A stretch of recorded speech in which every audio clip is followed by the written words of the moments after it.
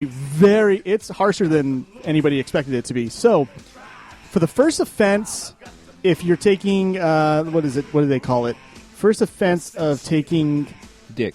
Yes. Mike would have been suspended a long time ago. Specified substances, which are... Sperm. Basically, yeah. Sperm and any other testosterone injections. Any, like, blood doping or testosterone or anything you... Basically, that maybe A-Rod has taken. If you get caught with that, it's 2 years suspension.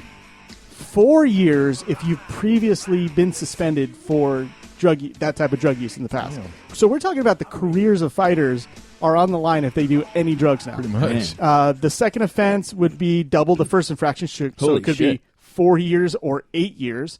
And the third one is double the second. So 8 years, 16 years. Your career's over. Might as well have a ban after the second one. Yeah. 8 years after 4. The craziest part is the non-specified, which are things like marijuana, cocaine, which marijuana should not be lumped into this. But listen, it's 1 year if you get caught taking marijuana. Or taking weed. Take marijuana. Or smoke it, but don't take it. 2 years if you've done it before. My weed. Don't take that. So if you smoke a little weed before a fight, you could be out 2 years if you've been caught doing it before. 2 fucking years. And same thing as the above. It's double for each infraction to the third.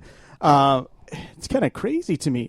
This is crazier than any other sport, and they're the least popular of the big sports. They're like the 5th biggest sport. That's true. And hockey doesn't have this. Football, you get 2 games for taking steroids at the first offense, maybe 4 games.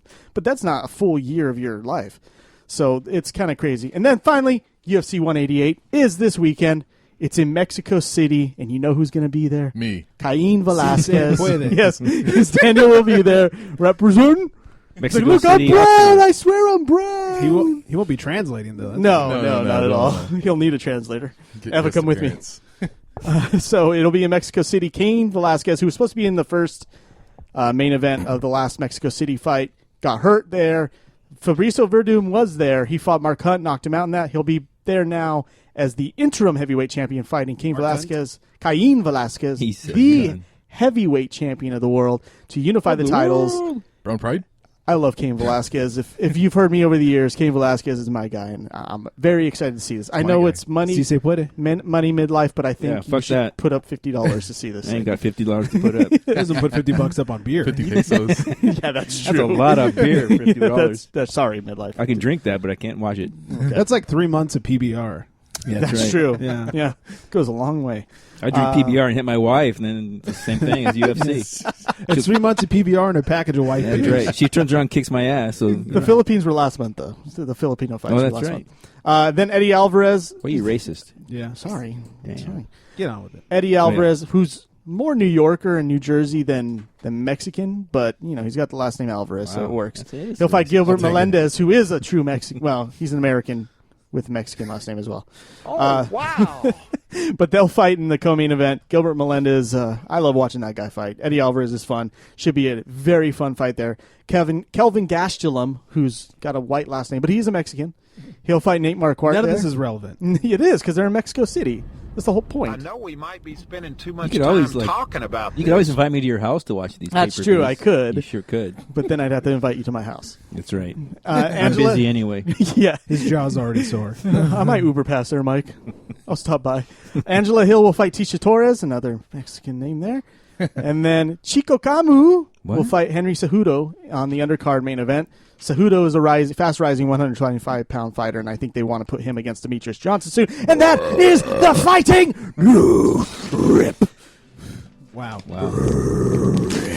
Okay, that's enough. We got to take a break because we're already late getting to Scarlett from Magnolia is she mad? I don't know. I hope not. Are you mad, bro? Wow. So here's a taste of Magnolia Fire. This one's called Back Home. It's off the self-titled Magnolia Back Fire Home? EP. No, they have a release party coming up June 12th. We'll talk about it with Scarlett when we come back. I will not open Mike's mic for the entire interview because she will immediately hang up on us. I can see it now. So on that note, we will be right back, everybody. Be back, Would have been another, and countless days lost in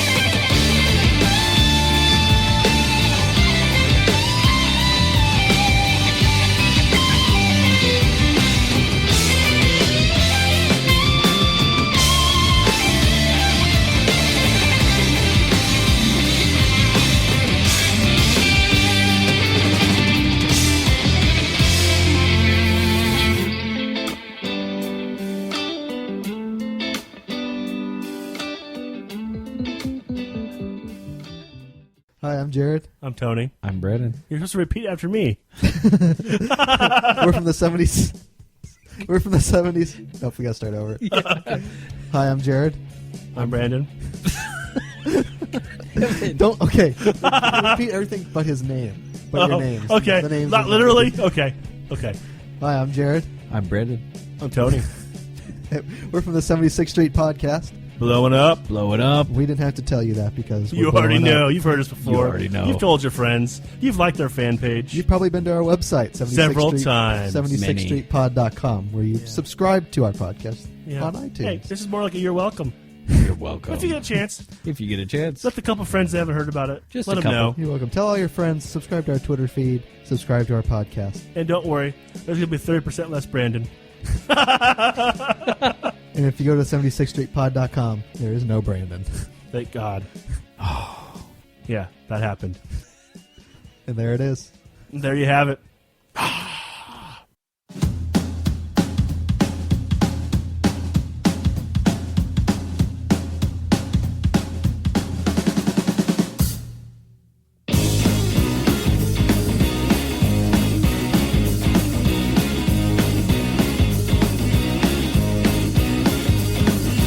Don't you turn your back on me. I'll sting you right down.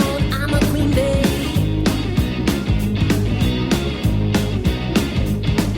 Well, don't you make me tell you twice. Some little girls can never be nice.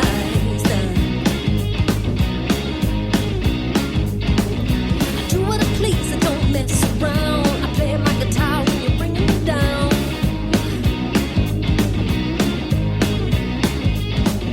I ain't got time for shooting the breeze. Can't hang around where I do what I please. 'Cause I'm rolling stone. I'm lost and no place to go. I'm rolling stone. I'm lost and no place to go.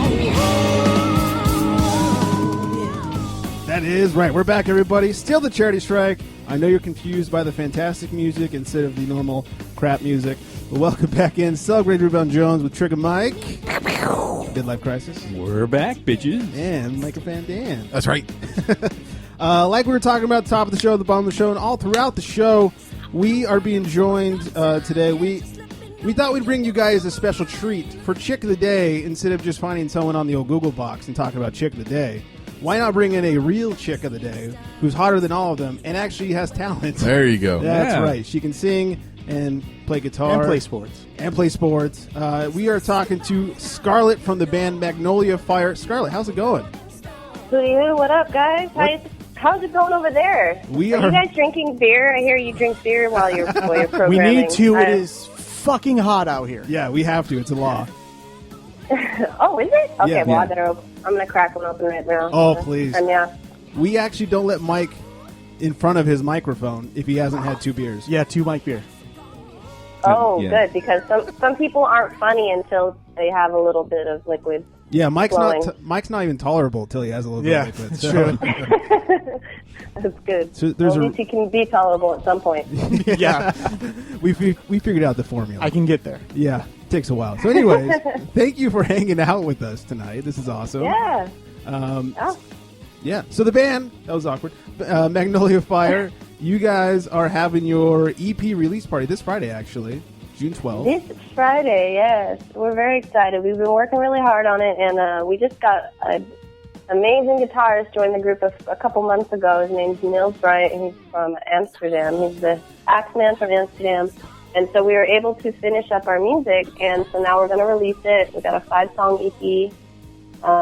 We're going to be playing at 9 o'clock at Club Couture, and it's on Cahuenga in Los Angeles. So for we're all really the- excited for that. All the LA people head out, which is most of us, I guess. We know where Kuang is. Yeah. That's right. Cahuenga. Cahuenga. Club Couture, yeah. Yeah. So I remember, I don't know if I'm allowed to mention this or not, but I remember you back from the XOXO days when we found Yes. you. Yeah, on Awkward Apocalypse, and that was awesome. Now, That was a fun show, too. yeah, I and you guys, remember. I remember going to see you guys live then. You battled the bands, I think. Yeah, that was a fun night. We had like a full crowd battle of bands for the Warped Tour at the band XOXO. It was my last project. Yeah. And we had full support from Awkward Apocalypse, so that's how I kept being friends with you, and you came to one of our last shows, so it was awesome to make a friend just by rocking out with some new friends. And you used it on your show, which was like one of the first times we've ever heard our music, on the air. We're just like geeking out over that. So I just got to hear a little clip of it again while you guys were talking, and I was listening to the show before you called me, so. I was like, oh, right on. New music. My new music's on the air again. This is awesome. Nice. We have one listener now. That's great. You got more than one. There's somebody talking on here. That's right. We have at least two. So. I was at the Magnolia Fire show. This was my XO story was leading to the Magnolia Fire story. I was at the show about a month or so ago. It was awesome. It's definitely a progression. It's a graduation as far as sound quality and all that stuff. It's definitely a step up. It's good stuff. Thank you. Yeah, I've got the group of Magnolia Fire. All the guys are professional musicians. My bass player, he toured with Fear Factory. He's done all kinds of music, but he's played with everybody from Fear Factory, which is like hard, like punk, metalish rock, to Mary J. Blige in Europe. So, he's so versatile. Like, he is like our Flea. He just gets nuts on the bass. He plays these awesome bass lines. He always sports a crazy hairdo. I love him on stage. And then, like I said, our guitarist, he's super talented.